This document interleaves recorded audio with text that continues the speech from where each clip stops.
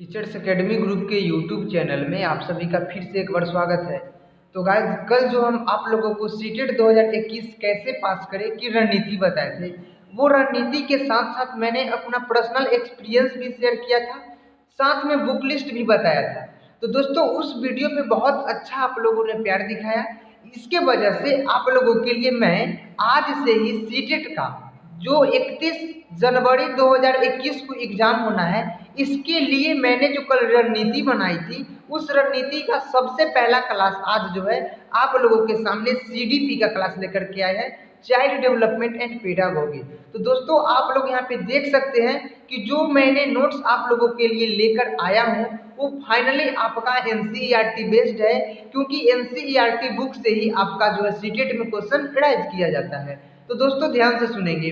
हर subject से 30-30 प्रश्न पूछे जाते हैं, जिसमें से कि 15 मार्क्स का कंटेंट और 15 मार्क्स का पेडागोजी, यानी 15 मार्क्स का शिक्षण शास्त्र। तो दोस्तों, आपका 75 मार्क्स का कहे तो 50% पेडागोगी और 50% कंटेंट का क्वेश्चंस पूछा जाता है। 50% में 75 मार्क्स आ जाते हैं, यानी टोटली 75 क्वेश्चंस आ जाते हैं। तो दोस्तों, आप अगर 3 सब्जेक्ट बेहतर तरीके से पढ़ते हैं, पहला आपका है चाइल्ड साइकोलॉजी, बाल मनोविज्ञान, दूसरा है आपका ईवीएस पर्यावरण एवं शिक्षण शास्त्र, तीसरा है हिंदी का शिक्षण शास्त्र। तो दोस्तों, अगर ये आप 3 चैप्टर अच्छे ढंग से पढ़ते हैं, 3 सब्जेक्ट को, क्योंकि सीटेट में ये स्कोरिंग पेपर यही 3 सब्जेक्ट है, अगर ये आप अच्छे ढंग से पढ़ लिए तो सीटेट में आपको सीटेट पास होने से कोई नहीं रोक सकता है। अब बात आती है कि सीटेट तो पास कर गए, लेकिन केवल पास हमें नहीं करना है, हमें तो 110 प्लस मार्क्स लाने हैं। तो आपके पास अभी भी 2 सब्जेक्ट रेस्ट में बचे हुए, एक संस्कृत, जो स्टूडेंट संस्कृत लिए हैं वो सेकेंड लैंग्वेज संस्कृत, नहीं तो उनका इंग्लिश होगा, और एक जो होगा वो मैथ तो होगा ही सभी का। तो इसमें से इनका भी क्लास आप लोगों के लिए लिया जाएगा हमारे इस यूट्यूब चैनल पे। तो चलिए दोस्तों, कुछ बातें हो गई, अब अपना मार्कशीट भी बगल में हम लगा दे रहे हैं। आप लोग देख सकते हैं कि कैसे कैसे मैंने कितना मार्क्स गेन किया है। इसका व्याख्या का लिंक आपको एक डिस्क्रिप्शन में मिलेगा, वहां पे भी देख सकते हैं। जो बच्चे कल की वीडियो नहीं देखे हैं केवल वो देखेंगे, और जो बच्चे कल वाली वीडियो देख चुके हैं वो आज पढ़ाई पे ध्यान देंगे। तो देखिए चर्चा क्या करने वाले हैं हम लोग।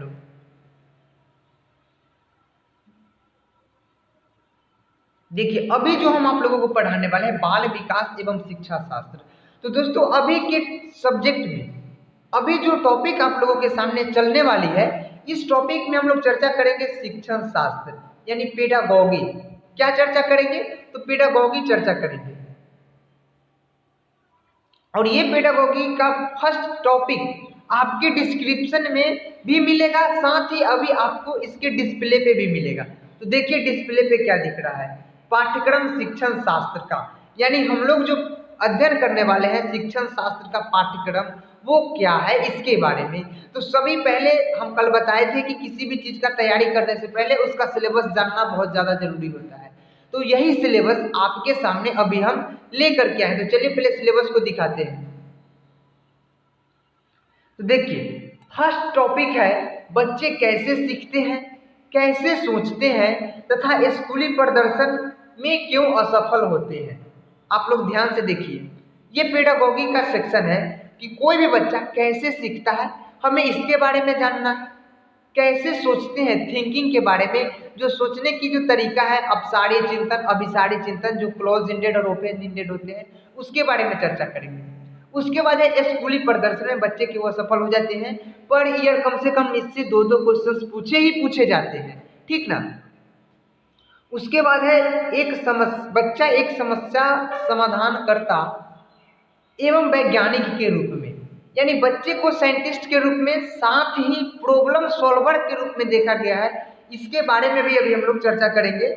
इसमें से टोटली अभी हम शिक्षण शास्त्र का 7 टॉपिक पे चर्चा करेंगे, और 7 टॉपिक को बताने के बाद इससे किसी एक टॉपिक पे चर्चा करके आप लोगों को आज हम 2 मार्क्स का तैयारी कराएंगे, वो भी मुश्किल से 20 से 25 मिनट की वीडियो में। आपका हम 20 मिनट लेंगे, 20 मिनट में आपका जो है 5 से 7 मिनट लगेगा सिलेबस को समझाने में, बाकी बचा 15 मिनट जो है आपका शिक्षण का समय होगा। तो चलिए अब आगे चलते हैं। शिक्षण अधिगम की बुनियादी प्रक्रियाएं, यानी टीचिंग का बेसिक से बच्चे किस प्रकार से सीखते हैं, शिक्षण के दौरान बच्चे जो है किस किस तरीके से सीखते हैं, उसका बेसिक क्या, बुनियादी का मतलब होता है बेसिक, इसके बारे में चर्चा करेंगे। तो 3 पॉइंट अभी तक चर्चा हो गई। चौथा है अधिगम एवं अभिप्रेरणा। तो देखिए, न हमें अधिगम पढ़ना है इसमें, न ही हमें अभिप्रेरणा पढ़ना है, क्योंकि अधिगम एवं अभिप्रेरणा जो है हमारा फैक्चुअल क्वेश्चन है, और फैक्चुअल जो है फैक्ट वाला जो टॉपिक पढ़ाएंगे उसमें पढ़ाएंगे। तो फिर ये इसमें शामिल क्यों किया गया, तो ध्यान से सुनेंगे। तब तक हम कुछ कैमरा को जो है ऑन कर लेते हैं। देखिए, तो जब हमें ये पढ़ना है नहीं तो इसको शामिल क्यों किया गया, ये देख लीजिए।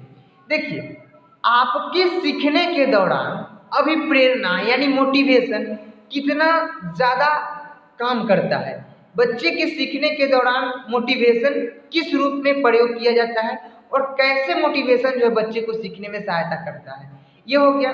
उसके बाद है संज्ञान एवं संवेग, कॉग्निशन एंड इमोशन। तो ये जो हम संज्ञान भी बताएंगे, जो संज्ञान का मतलब होता है ज्ञान, और संवेग जिसे हम लोग इंग्लिश में क्या बोलते हैं, इमोशन बोलते हैं, ठीक ना, इस पे भी चर्चा करेंगे। उसके बाद है अधिगम को प्रभावित करने वाले निजी एवं बाह्य कारक, यानी आप जो कुछ भी सीखते हैं, सीखने के दौरान आप हमेशा 2 जगहों से, 2 तरीकों से इफेक्ट प्रभावित होते हैं। एक आप अपने स्वेच्छा से, जो स्वेच्छा होता है, जिस स्वेच्छा से जो प्रभावित करने वाले कारक है वो आपका खुद अपना है, निजी है, प्राइवेट है, और किसी दूसरे के प्रभाव में आकर आप प्रभावित होते हैं तो वो होता है आपका बाह्य कारक। ये हो गई। अब है अधिगम की वैकल्पिक धारणाएं, बच्चे किस किस विधि से और कैसे कैसे सीखते हैं। तो हमने अभी आपको सिलेबस बताया है, किसका, 15 मार्क्स का सिलेबस बताया, CDP के 15 मार्क्स का सिलेबस बताया आपको। इसमें से हम अभी एक टॉपिक पे चर्चा करने वाले हैं। तो एक बात ध्यान से सुनेंगे, साथ में कॉपी पेन जरूर रखेंगे। और एक बात, जो बच्चे नए हैं वो चैनल को सब्सक्राइब करके वीडियो को लाइक जरूर करेंगे, क्योंकि आपको हम अभी जो बताने वाले हैं बहुत ही ज़्यादा इम्पोर्टेंट है, क्योंकि आपका एग्जाम का डेट आ गया है 31/1/2021। अगर आप अच्छे ढंग से सीटेट क्वालिफाई करना चाहते हैं तो इस क्लास को अंत तक तो देखेंगे ही देखेंगे, और सब्सक्राइब करके बेल आइकन प्रेस कर लेंगे, ताकि जब भी क्लास कराई जाएगी आपको नोटिफिकेशन सबसे पहले मिले। चलिए, अब बात करेंगे बच्चा एक वैज्ञानिक के रूप में। मैंने आपको जो टॉपिक बताया उस टॉपिक में से एक टॉपिक पे अभी हम चर्चा कर रहे हैं। वो टॉपिक क्या है, बच्चा एक वैज्ञानिक के रूप में। देखिए, तो बच्चा जो है एक वैज्ञानिक के रूप में है, तो ये एक कथन मनोवैज्ञानिक के द्वारा कहा गया है। देखिए, एक बात पहले समझिए कि वैज्ञानिक हमेशा आविष्कारक को ही कहा जाएगा, ऐसा कोई जरूरी नहीं है। बताइए कि जो व्यक्ति आविष्कार नहीं करते क्या वो वैज्ञानिक नहीं है? वो भी वैज्ञानिक है, केवल आविष्कारक ही वैज्ञानिक नहीं है। कोई व्यक्ति अच्छे तरीके से व्यवसाय करता है, विशेष तरीके से व्यवसाय करता है, वो भी एक वैज्ञानिक है, ठीक है। कोई क्रिकेटर कोई विशिष्ट शॉट खेलता है, विशिष्ट प्रकार से क्रिकेट खेलता है, वो भी एक वैज्ञानिक है। यानी वो एक नई चीज क्या किया, शोध किया, खोज दिया। एक होता है आविष्कार और एक होता है शोध। आविष्कार का मतलब होता है किसी चीज को बनाना। जैसे आप AB डिविलियर्स का नाम सुने होंगे, विराट कोहली का नाम सुने होंगे, रोहित शर्मा का नाम सुने होंगे, वो सब क्रिकेट का प्लेयर है, ठीक है, क्रिकेटर है वो लोग हमेशा कलात्मक शॉट खेलते हैं। कलात्मक कहने का मतलब कि नई नई तरीके से शॉट को खेलते हैं, प्लेस करके खेलते हैं। तो वो क्या किए कि वो किसी का नकल नहीं किए। नकल नहीं करना ही वैज्ञानिक का पहला संकेत है, ठीक है। तो यही हम आपको भी समझाने वाले हैं। तो इसके संदर्भ में क्या है, देखिए, जो बच्चा किसी का नकल किए बिना कोई काम करता है वो भी एक वैज्ञानिक के रूप में ही देखा जाएगा। तो ध्यान से सुनेंगे। एक मनोवैज्ञानिक है जीन पियाजे, जो स्विट्जरलैंड के मनोवैज्ञानिक है। मैंने आपको पीछे के वीडियो में संज्ञानात्मक विकास जब बताया था तो उसमें मैंने आपको बताया हूँ कि जीन पियाजे जो है स्विट्जरलैंड के मनोवैज्ञानिक है, जिन्होंने अल्फ्रेड बीने के प्रयोगशाला में बच्चों पे गहन अध्ययन किया, साथ ही अपने बच्चों पे भी अध्ययन करके संज्ञानात्मक विकास का सिद्धांत दिया, ठीक है। तो जो मनोवैज्ञानिक है जीन पियाजे, शुरुआत में खुद एक वैज्ञानिक थे। तो वैज्ञानिक का जो है क्षेत्र बटा होता है, ठीक है। कोई रसायन वैज्ञानिक है, कोई भौतिकी वैज्ञानिक है, तो कोई जीव वैज्ञानिक है यानी जंतु वैज्ञानिक है, बायोलॉजिकल साइंटिस्ट, ठीक ना।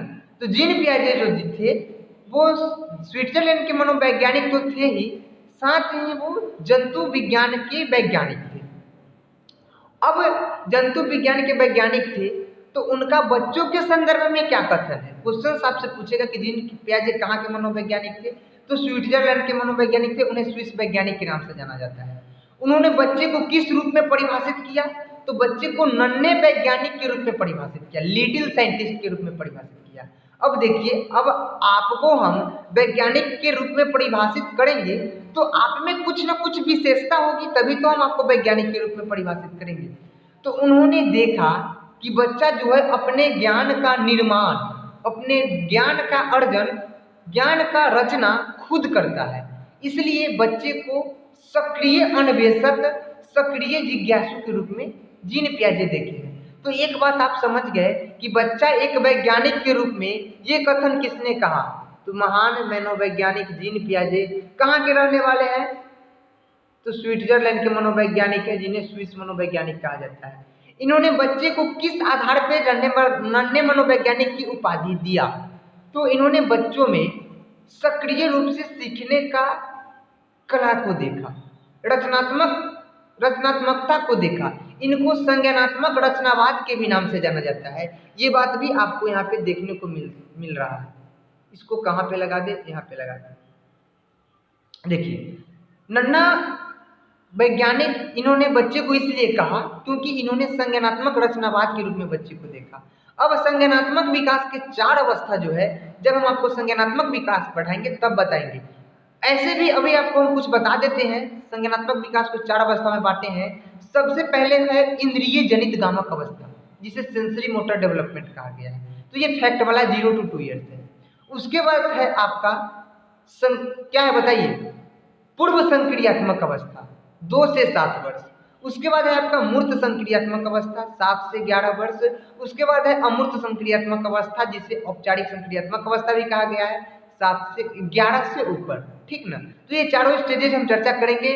अभी हम इनके बारे में, बच्चा एक वैज्ञानिक के रूप में है तो ये तो पता चल गया। अब हम समझेंगे, पहले तो आपको बताया कि वैज्ञानिक किसे कहते हैं, तो जो किसी कार्य को विशेष तरीके से करेगा उसे हम लोग वैज्ञानिक कहेंगे। एक परिभाषा ये हो गया। दूसरा परिभाषा आप पहले से जानते हैं कि जो आविष्कारक है, जो शोधकर्ता है, उसे वैज्ञानिक कहते हैं, ठीक है। तो बच्चा जो कुछ भी बिना नकल के काम करता है तो उसे वैज्ञानिक के रूप में देखा जाता है, और ये देखने वाले कौन है, तो जीन पियाजे हैं। अब देखिए, तो जब हम बच्चे को वैज्ञानिक के रूप में देखते हैं तो इसके गुण के बारे में चर्चा होनी चाहिए। गुण क्या है, वैज्ञानिक का गुण क्या होता है, तो देखिए, सभी वैज्ञानिक का सबसे फर्स्ट गुण है मौलिकता। मौलिकता, अब मौलिकता को हिंदी में समझेंगे। जब कोई बच्चा बिना किसी की नकल किए हुए कोई कार्य को करता है, कोई कार्य को दर्शाता है, तो वो मौलिकता के अंतर्गत आता है। आपको एक एग्जाम्पल देते हैं, ध्यान से सुनिएगा। जो बच्चे भी देख रहे हैं कमेंट जरूर करेंगे, कमेंट सेक्शन में ध्यान से सुन करके कमेंट करेंगे और बताइएगा। जो बच्चे आपके घर में भी छोटे बच्चे होंगे, उनके सामने अगर आप एक कॉपी को रख देते हैं, तो कॉपी और पेन रख देते हैं, तो वो क्या करता है, वो करता क्या है कि वो कॉपी पेन लेकर के बस जो मन में आया वो अपना ऐसे ऐसे करके घस दिया, ठीक है। तो ये जो घसने की एक प्रक्रिया है, वो किसी से नकल तो नहीं किया है। बताइए कि ऐसा घसा हुआ हम घस दिए, बताइए तो आप ऐसा घस सकते हैं, नहीं घस सकते हैं। आप घस सकते हैं, हो सकता है आप ऐसे घस सकते हैं, आप ऐसे घस सकते हैं, आप ऐसे घस सकते हैं, लेकिन मैंने जैसे जैसे यहाँ पे घसा है, जैसे जैसे यहाँ पे लिखा है, सेम टू सेम आप वैसा नहीं लिख सकते। यानी बिना किसी की नकल किए हुए जो कोई कार्य किया जाता है, जो नया कार्य किया जाता है, उसे मौलिकता का नाम दिया गया है। इसका अगर आप स्क्रीनशॉट लेना चाहते हैं तो अभी हम आपके लिए यहाँ पे डिस्प्ले पे लिख लिए हैं कि अपनी नोटबुक पर टेढ़ी मेढ़ी लाइनें खींचकर बच्चा अपनी मौलिकता का परिचय देता है। किसका परिचय देता है, तो बच्चा जो है मौलिकता का परिचय देता है, जो कि किसी की नकल नहीं है। देखिए, सबसे पहला बात, किसी का नकल करना ना भी एक वैज्ञानिक का गुण है, क्योंकि वैज्ञानिक जो है कभी भी किसी का नकल नहीं करता है। वो हमेशा नई नई चीज पे शोध करता है, नई नई चीज को खोज करता है। ठीक है, तो बच्चा हमेशा जब जन्म लेता है तो जन्म लेने के बाद वो करता क्या, सबसे पहले उसको जब भी आप पढ़ाई के लिए भेजते हैं तो वो घसना लिखना ही सीखता है, ठीक ना, नई नई बातों को बोलना सीखता है। तो वो एक वैज्ञानिक के रूप में, और छोटा है इसलिए उनको नन्हा वैज्ञानिक कहा गया है। अब हम मौलिकता तो समझ गए, दूसरा गुण समझेंगे क्रिया एवं प्रयोग। देखिए, तो एक सेकेंड, थोड़ा हम अपने आप को बड़ा कर लेंगे तो और अच्छा रहेगा ना। देखिए, क्रिया एवं प्रयोग में क्या होता है, पहले आपको एक फिगर बनाते हैं। देखिए, फिगर तो हमें आप लोगों जैसा बनाना नहीं आता है, बट प्रयास करेंगे। चलिए प्रयास कर लेते हैं, ध्यान से देखिए।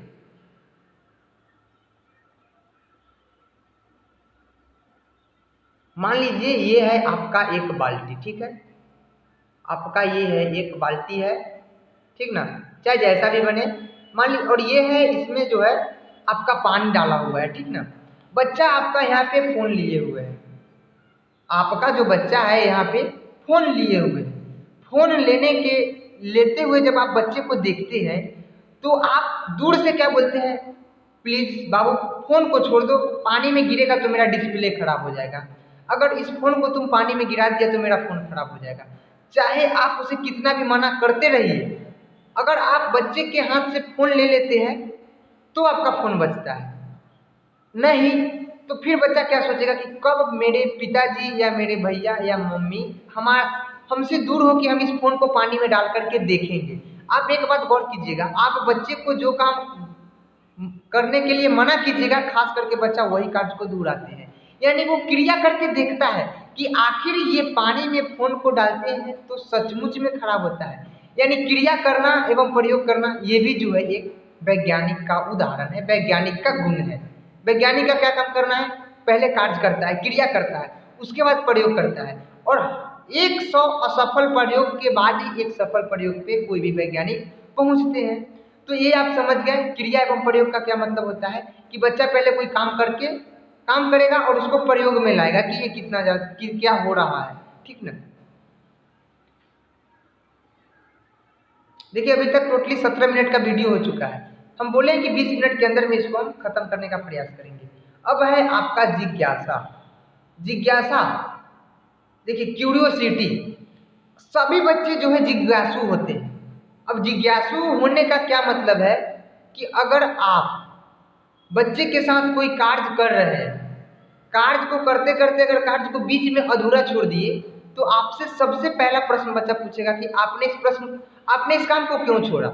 आप बोलिएगा कि काम जो है थोड़ा गलत हो गया, फिर दूसरा क्वेश्चन कि गलत क्यों हो गया, तो मैंने कुछ गलत तरीके से किया इसलिए गलत हो गया, आपने गलत क्यों किया, कहाँ से गलत किया। यानी बच्चे जो है जिज्ञासु स्वभाव के होते हैं, जिज्ञासु प्रवृत्ति के होते हैं, वो अपनी जिज्ञासा को शांत करने के लिए आपसे क्वेश्चंस पे क्वेश्चंस पूछेंगे, क्योंकि वो सीखना चाहते हैं और आपका सिखाना पहला कर्तव्य है।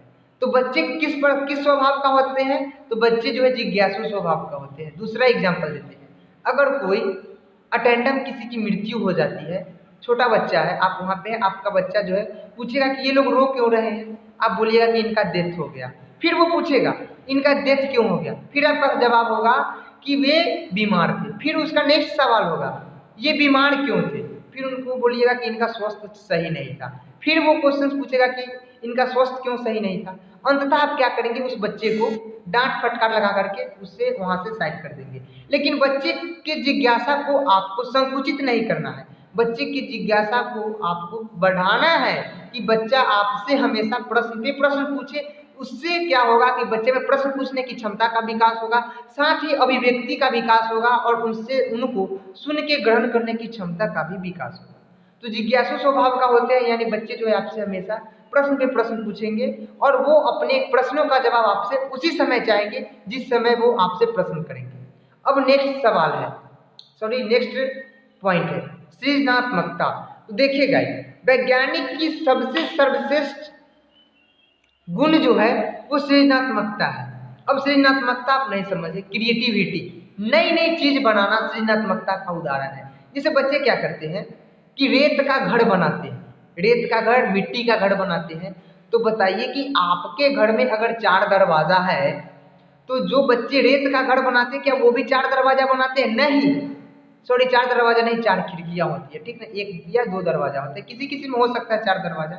तो आप भी सोचिए कि आप अपने ऊपर लेकर के कि जब आप बच्चे थे तो आप भी रेत का घर बनाते थे। रेत के घर बनाने के दौरान आप अपने घर के जैसा ही घर बनाते थे? नहीं, आप हमेशा नई नई चीज बनाते थे। आप कागज और कॉपी से फटे हुए पेज को जहाज बना करके उड़ाते थे और इतना ज्यादा उत्साहित रहते थे जैसा मान लो कि अपने हिंद महासागर में जहाज को चला लिया है। ये है बच्चे का सृजनात्मकता, यानी नई नई चीज क्रिएट करना, नई नई चीज बनाना, ठीक है। अब नेक्स्ट पॉइंट है संक्रिया। तो थोड़ा हम अपने आप को पहले छोटा कर लें। देखिए आप लोग अगर समझ रहे हैं तो जरूर बताइएगा, जो चीज नहीं समझ रहे हैं वो फिर से पूछिएगा, कमेंट में कमेंट डालिएगा, हम आपका कमेंट लेंगे। अब है संक्रिया, किसी वस्तु को बिगाड़ कर पहले जैसा करने की कोशिश या मरम्मत करने की कोशिश बच्चे को वैज्ञानिक के समकक्ष खड़ा कर देता है, अतः वह वैज्ञानिक है। संक्रिया देखिए, किसी वस्तु को बिगाड़ कर पहले जैसा कर, जैसे बच्चे क्या है कि बच्चे को आप अगर आप कोई खिलौना देते हैं खेलने के लिए, देखिए मान लीजिए कोई खिलौना भी तो हमारे सामने है नहीं, मान लीजिए आप बच्चे को कोई फोन ही देते हैं, तो बच्चा क्या करता है कि वो फोन तो कोई देगा नहीं, मान लीजिए फोन को दिए आप, बच्चे ने फोन को तोड़ दिया, फिर वो फोन को जोड़ना चाहेगा। चाहे बच्चे को आप छोटी छोटी खिलौना देते हैं ला करके खेलने के लिए, तो बच्चे क्या करते हैं कि उस खिलौने के पार्ट को खोल खोल करके अलग कर देते हैं, छितरा देते हैं, फिर वो बच्चा क्या करता है उसको पहले जैसा करने का प्रयास करते हैं। तो ये जो काम किया गया उनके द्वारा यही संक्रिया कहलाता है, ठीक है, या पुरानी चीजों को मरम्मत करना, यही है। अब है लास्ट, खतरा मोल लेना। बच्चा जो है हमेशा खतरा मोल लेना चाहता है। बताइए अब आप खतरा मोल लेना चाहिएगा? 30+ एज हो जाएगा तो। अब इसके एग्जाम्पल के माध्यम से समझाते हैं। बच्चा जो है, छोटा बच्चा होता है, वो साइकिल सीखना चाहता है, बच्चा गिरता है, उसका पैर टूटता है, हाथ टूटता है, यहाँ तक कि उससे खून भी निकलता है, फिर भी वो साइकिल चलाना नहीं सीखता है। यानी बच्चे, वैज्ञानिक में ये भी गुण होता है, वो खतरा मोल लेना चाहता है, ठीक है। तो बताइए कि आज का सेशन जो है आप लोगों को कैसा लगा, क्योंकि आज के सेशन में हम लोगों ने चर्चा किया है बच्चा एक समस्या समाधान करता एवं वैज्ञानिक के रूप में। अब हम कल पढ़ेंगे इसका कुछ नेक्स्ट पॉइंट है। आज हम पढ़े हैं केवल वैज्ञानिक के रूप में। क्या पढ़े हैं? वैज्ञानिक के रूप में। कल पढ़ेंगे समस्या समाधान कर्ता के रूप में। देखिए समस्या समाधान करता ऐसे नहीं होता है, ऐसे होता है, ठीक ना, ये मिस टाइपिंग हो गया है। तो गाइस जो वीडियो को लाइक नहीं किए होंगे वीडियो को लाइक जरूर करेंगे, चैनल को सब्सक्राइब नहीं किए होंगे वो चैनल को सब्सक्राइब करके वीडियो को लाइक शेयर जरूर करेंगे। फिर मिलेंगे नेक्स्ट सेशन में, तब तक के लिए बाय बाय, टेक केयर, धन्यवाद। चैनल को सब्सक्राइब करना मत भूलिएगा। अगर किसी को कोई समस्या है तो कमेंट बॉक्स में कमेंट जरूर करेंगे, ठीक है ना।